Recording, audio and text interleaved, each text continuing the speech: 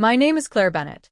I was 26 when what was supposed to be a routine wedding contract meeting quietly exposed truths that had been hidden far longer than my engagement. The conference room overlooked the city through walls of glass, but my attention stayed on the polished walnut table where identical folders had been arranged with almost ceremonial precision. My fiancé, Ethan, squeezed my hand beneath the table. It was meant to reassure me. Instead, I noticed his fingers felt unusually cold. His mother smiled first. It wasn't an unkind smile, exactly. It was the practiced expression of someone who believed every difficult conversation could be softened by expensive surroundings. "We've always believed in protecting family," she said gently. Then his older brother slid a thick document toward me. "We're sure you'll understand." I opened the folder. A prenuptial agreement. Not unusual. Until I reached the clauses. Every future investment. Every jointly purchased home. Every business interest. Every inheritance. Every possible financial claim was assigned exclusively to Ethan's family, regardless of circumstance. Even contributions I might personally make during the marriage were carefully excluded. The language was meticulous, as though someone had spent months imagining every possible future where I might matter. Silence settled around the room. Then Ethan's aunt laughed softly before saying words I still remember with perfect clarity. "You're the lucky one here. You should be grateful this family is willing to welcome you." No one corrected her. Not Ethan. Not his father. Not the attorney quietly organizing his notes. I lowered my eyes to the final signature page. My name had already been typed beneath a blank line, waiting, as if my agreement had never really been in doubt. For a brief moment, I questioned myself. Maybe this was simply how wealthy families protected what they had built. Maybe love and paperwork could exist separately. Maybe feeling hurt was proof that I didn't understand their world. But another thought arrived just as quietly. People who truly trust you rarely begin by asking you to surrender your place beside them. I closed the folder without signing. Then I reached into my own leather portfolio, resting beside my chair. Inside was a sealed ivory envelope. No logo. No label. Just my future father-in-law's full legal name written carefully across the front in handwriting I had recognized the instant it arrived 3 weeks earlier. As I placed it gently on the table, I watched something change in his face. His color disappeared. No one else noticed. Not yet.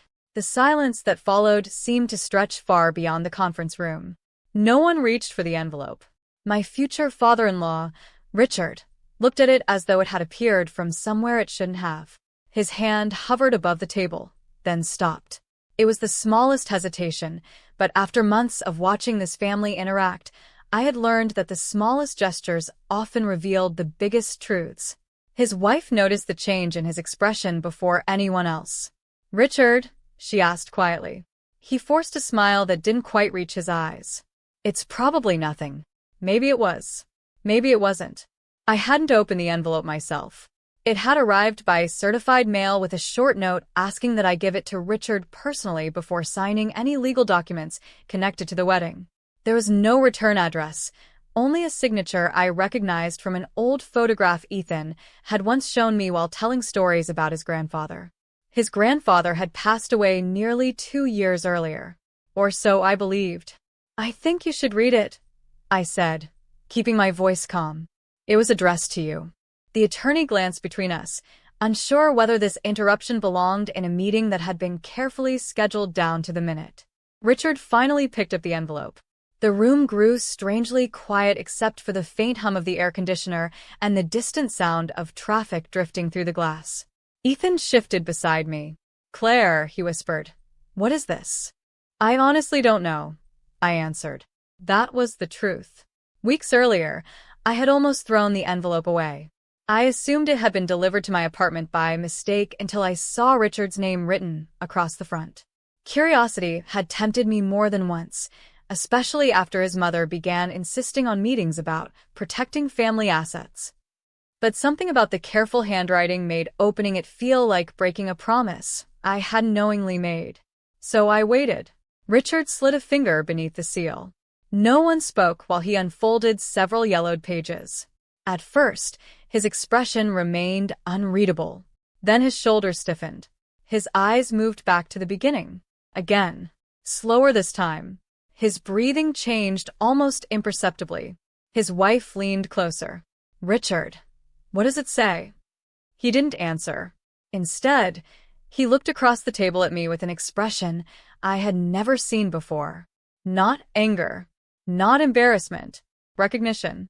As if he had suddenly realized I had been standing inside a story he thought had ended decades ago. The room no longer felt like a place where a wedding contract was waiting to be signed. It felt like somewhere an old family secret had quietly decided it was finished being hidden. And for the first time since our engagement began, I sensed that the document they wanted me to sign was no longer the most important piece of paper on the table. Richard folded the pages with a care that felt almost reverent, as though the paper might fall apart if he moved too quickly. He didn't slide them back into the envelope. Instead, he rested one hand over them, keeping them close. No one rushed him. His wife looked from him to me, her confusion growing by the second. "Ethan," she said softly, "did you know anything about this?" He shook his head. "No." Neither had I. The only thing I knew was that the envelope had carried the weight of intention. Whoever had sent it had trusted that it would arrive at exactly the right moment. Richard finally cleared his throat. "I think." He stopped, searching for words that refused to come easily. "I think we need to pause this meeting." His brother frowned. "Because of a letter?" Richard lifted his eyes. "Because of who wrote it." The room went still again. I watched the attorney quietly close his notebook, sensing that the conversation had shifted beyond legal language into something far more personal. Richard looked at me. "Claire," he said, "where did you get this?" "It was delivered to my apartment 3 weeks ago. Certified mail. There was a note asking me to give it to you before signing anything connected to the wedding." He nodded slowly, almost to himself. I wondered if it might appear someday. His words landed gently, but they carried years behind them. I found myself remembering a conversation Ethan and I had shared months earlier while sorting through old family photographs after his grandmother's funeral. There had been one picture his father quietly removed before I could ask about it. An older man stood beside a young Richard, both smiling with the easy comfort of people who understood each other without speaking. Before I could comment, Richard had slipped the photograph into another box. "Some memories are complicated," he'd said. At the time, I thought he meant grief. Now I wasn't so sure. Richard unfolded the first page again. "It's my father's handwriting," he said, almost in disbelief. "Every word." His wife blinked. "But your father passed away." "I know when he passed away," Richard replied gently. "That's not what's surprising." He took a slow breath before continuing. "He wrote this after we had our biggest disagreement. I never knew he finished it, and I certainly never knew he made sure it would be delivered years later." His voice carried no anger, only regret. For the first time since I'd met him, Richard seemed less like the confident head of a successful family and more like someone's son. Someone who had lived with unfinished conversations. He looked around the table, meeting each family member's eyes before speaking again. "I don't think any of you understand why I insisted on these agreements." His brother leaned forward. "What do you mean?" Richard gave a tired smile. "Because none of this started with money." He rested his fingertips against the faded pages. "It started with fear." The sentence settled over the room more heavily than any accusation could have. And somehow, I knew the story we had all been living inside wasn't about protecting a fortune at all. It was about a promise that had been broken long before Ethan and I ever fell in love. Richard remained quiet for a long moment, his thumb absent-mindedly tracing the worn edge of the letter. No one interrupted him. Even the attorney, who had arrived expecting signatures and legal formalities, seemed to understand that this meeting had become something entirely different. "I've carried this longer than I should have," Richard said at last. "Long enough that I convinced myself I was protecting everyone." His wife reached for his hand. He accepted it without taking his eyes off the letter. "My father built our family business from almost nothing," he continued. "He wasn't afraid of losing money. He was afraid of what money could do to people if they started believing it mattered more than trust." His brother shifted uncomfortably in his chair. Then why all these contracts, he asked. Why make Claire sign something this one-sided? Richard closed his eyes for a brief second. Because I forgot the second half of what he tried to teach me. The room stayed still. He always said that caution without compassion eventually becomes fear. And fear has a way of disguising itself as wisdom. Those words seemed to linger in the air. Richard unfolded the final page and looked directly at me. My father wrote something here that I haven't heard in his voice for years. His eyes softened as he read aloud. The person who enters your family with honesty should never be welcomed with suspicion. If you ask someone to prove they deserve your love before you've offered them your trust, you have already begun to lose both. No one spoke after that. The silence wasn't awkward anymore. It was reflective. I found myself looking at the untouched prenuptial agreement in front of me. Just minutes earlier, it had felt enormous, almost impossible to challenge. Now it looked strangely small beside a single handwritten letter. Ethan finally broke the silence. Dad, why didn't you ever tell me any of this? Richard smiled sadly. Because I thought I was sparing you from old mistakes. Were you? He didn't answer immediately. Instead, he looked toward me with an expression filled with quiet regret. No, he admitted. I think I passed those mistakes on. His wife lowered her eyes. Ethan's aunt, who had confidently called me the lucky one earlier that afternoon, stared at the table without saying a word. No one defended what had happened. No one argued. For the first time since I had joined their lives, the room felt honest. Not comfortable, not healed, just honest. Richard carefully folded the letter again before sliding the unsigned prenuptial agreement across the table toward himself. I don't expect forgiveness today, he said quietly.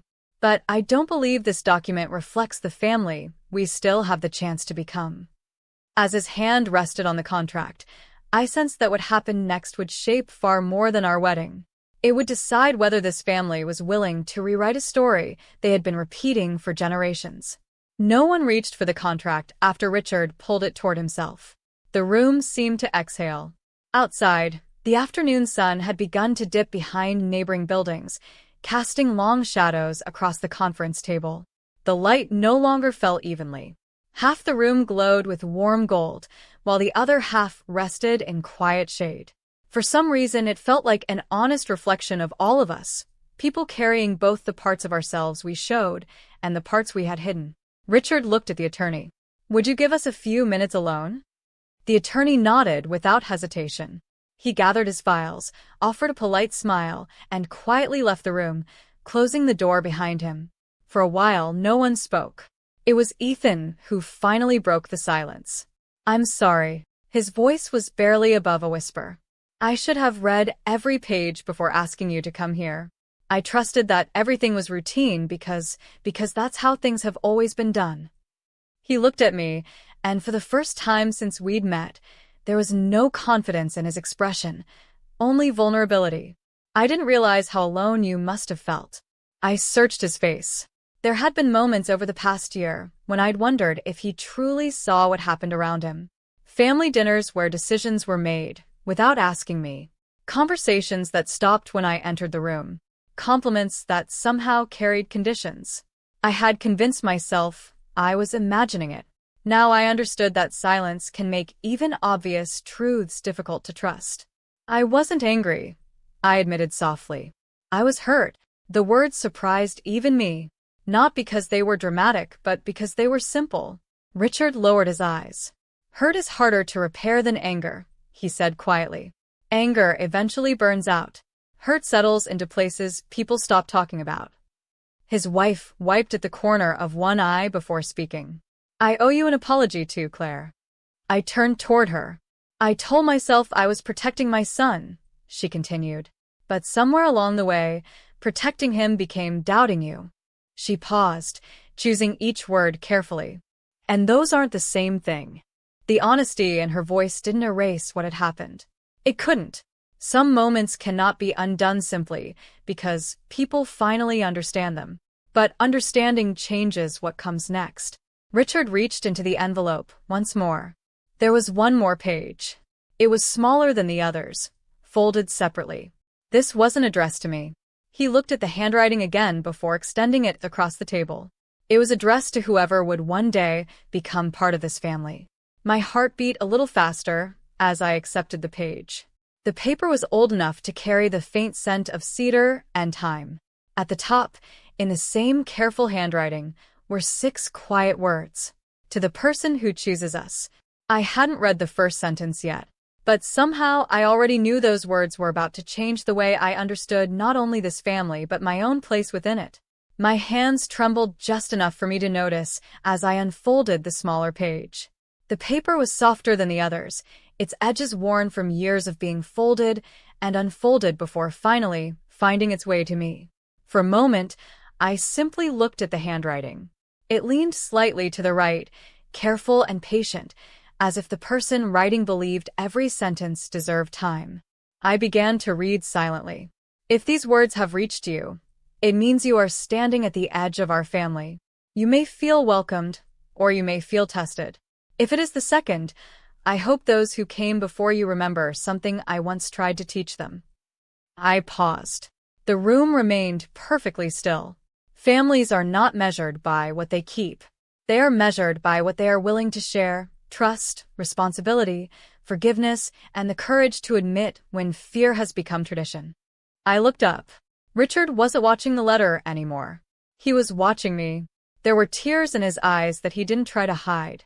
I spent years remembering only the parts that justified my decisions, he said quietly. I forgot the parts that asked me to be kinder. His words settled somewhere deep inside me. Growing up, my own family hadn't been wealthy. We had repaired furniture instead of replacing it. Birthday cards were saved in old boxes because my mother believed handwritten words lasted longer than expensive gifts. She used to tell me that homes weren't built from walls. They were built from the way people made each other feel. I hadn't thought about that in years. Until now. Ethan reached for my hand again. This time it felt different. Not because the uncertainty had disappeared, but because he wasn't trying to reassure me with promises. He was simply there, allowing the silence to exist between us. I can't change today, he said, but I can decide what tomorrow looks like. I smiled faintly. That's all any of us can do. Richard stood and walked toward the window, overlooking the city. The fading sunlight reflected against the glass, turning his reflection into something almost transparent. I built policies, he said without turning around. Rules. Contracts. Safeguards. He rested one hand against the window. But somewhere along the way, I forgot that people don't become family because a document says so. He turned back toward us. They become family because someone chooses to trust first. Without another word, he returned to the table, picked up the unsigned prenuptial agreement, and slowly tore it in half. There was no applause, no dramatic reaction, only the quiet sound of paper giving way. It wasn't the destruction of a contract that stayed with me. It was what everyone chose to protect instead. For the first time that afternoon, no one spoke about wealth, inheritance, or ownership. We spoke about honesty. And somehow, that conversation felt far more valuable than anything written on the pages we had left behind. The conversation didn't end when the contract was gone. In many ways, that was when it truly began. No one hurried to leave the room. Phones remained face down on the table, forgotten for the first time that afternoon. The skyline outside slowly shifted from gold to deep blue, and the city lights flickered on one by one, as if reminding us that even ordinary evenings could become turning points. Richard returned the old letter to its envelope with extraordinary care. I've spent years thinking legacy meant leaving behind successful businesses, he said. My father understood something I didn't. A legacy is the emotional climate people inherit. Those words stayed with me. An emotional climate, not a bank account, not property, not legal documents. The atmosphere people carry with them long after they leave the room. Ethan's mother looked at me with a softness I hadn't seen before. I realize I've been trying to evaluate you instead of knowing you. She gave a small, embarrassed laugh. I can tell you your favorite restaurant, but I don't know what you do when you're worried. I know your profession, but I never asked what made you choose it. I smiled gently. I became an urban planner because my grandmother believed neighborhoods shape people's lives. She used to say that thoughtful spaces make kindness easier. For the first time, they weren't listening politely. They were genuinely curious. Richard nodded slowly. Perhaps we've been so focused on preserving what we've built that we've forgotten to ask who we're building it for. His brother, who had been unusually quiet, cleared his throat. I owe you an apology too, Claire. He didn't look away. When I called you the lucky one, I thought I was making a harmless joke. He paused, choosing his words with care. I never considered that it sounded like your place in this family had to be earned instead of welcomed. I appreciated that he didn't ask me to dismiss it. He simply acknowledged it. Thank you, I said. That matters. The room grew quiet again, but it was no longer the uneasy silence from earlier. It felt like the kind of silence that appears after people finally stop defending themselves. Richard reached into his briefcase and removed a small leather notebook. I've carried this for years, he said. It's where I wrote every major business decision. He turned a few pages before gently closing it. I think it's time I start recording different things. He smiled, almost to himself. Conversations like today. As we gathered our belongings, I noticed the ivory envelope resting beside the notebook. Hours earlier, it had felt like a mystery. Now it felt like an invitation. Not to inherit someone's fortune, but to help shape the kind of family future generations would remember, not for its wealth, but for the moment it chose trust over fear. And somehow, I knew the most important conversation of my life was still waiting for us at the wedding itself. The wedding arrived 6 weeks later, wrapped in the kind of quiet autumn light that makes everything look softer than it really is. As I stood near the entrance, listening to the distant sound of strings warming up, I thought about how close I had come to walking away. Not because I had stopped loving Ethan, but because I had begun to wonder whether love could survive inside a family that confused trust with caution. That question no longer felt unanswered. The ceremony itself was simple. No one mentioned contracts. No one spoke about wealth. The conversations that once revolved around protecting possessions had quietly shifted toward welcoming people. Before the reception began, Richard asked if he could say a few words. There was no microphone prepared, so he simply stood among the guests. I've spent much of my life believing that strength meant never leaving anything to chance, he said. But recently, someone reminded me that the strongest families aren't built by expecting the worst from one another. They're built by choosing trust, even when trust feels risky. His eyes found mine. Claire, before today, I welcomed you with questions instead of confidence. I'm deeply sorry. Thank you for giving us the opportunity to become better than our habits. No one applauded immediately. Instead, the room settled into a thoughtful silence, the kind that comes when words have reached somewhere deeper than pride. Later that evening, Ethan and I stepped outside onto the garden terrace. Tiny lights hung from the trees, reflecting in the still water of a nearby fountain.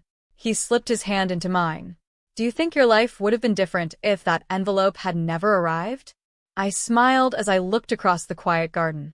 I think the envelope revealed what was already here. He waited. It didn't change people overnight, I continued. It simply gave everyone the chance to stop pretending. For a while, we stood together without speaking. The silence no longer felt uncertain. It felt peaceful. A few days after the wedding, Richard invited us to his office. The torn prenuptial agreement was gone. In its place sat a new folder. Inside wasn't a contract dividing people from one another. It contained a family charter that everyone had written together. There were no paragraphs about ownership. No complicated legal language. Just simple commitments. To speak honestly. To listen before judging. To apologize without excuses. To welcome before evaluating. Each family member had signed it voluntarily. So did I.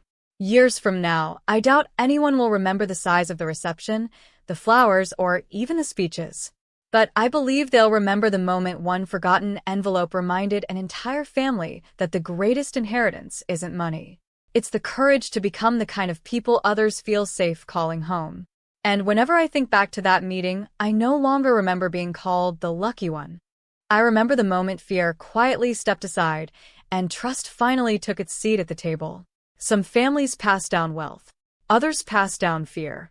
But the strongest families choose to pass down trust, honesty, and the courage to change. Sometimes the greatest victory isn't proving someone wrong, it's giving everyone the chance to become better. If this story touched your heart, please like the video, subscribe for more powerful cinematic family stories, and share your thoughts in the comments.